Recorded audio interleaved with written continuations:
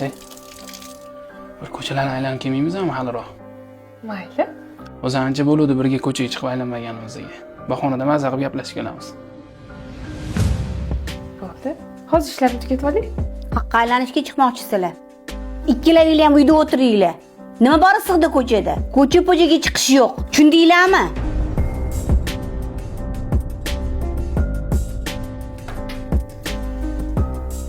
Voy oyicha, keling, choy ichamiz.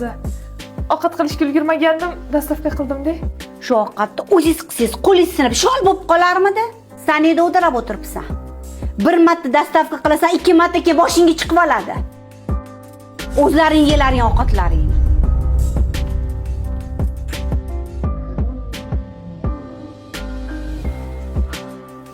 Voy oyijon, ikkalamizga ham kiyimlarimiz juda ham yarashibdi. Uyatsiz. Uyalmadingizmi, kiyimingiz bo'lib turib o'g'limga kiyim olib ber deyishga. Sizga kiyim olib bergani evaziga majbur menga ham olgan. Oyim gapirmasin deb. O'g'limni shuncha rasxodga tushirish shartmidi? Vijdonsiz. Vijdonsiz.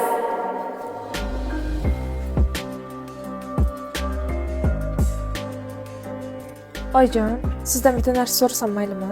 Gapiravering, eshityapman.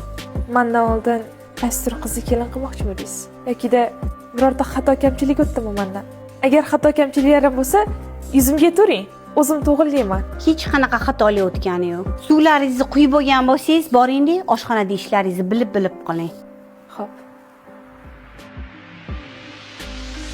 Nimaga endi men erishmagan baxtga bu erishish kerak?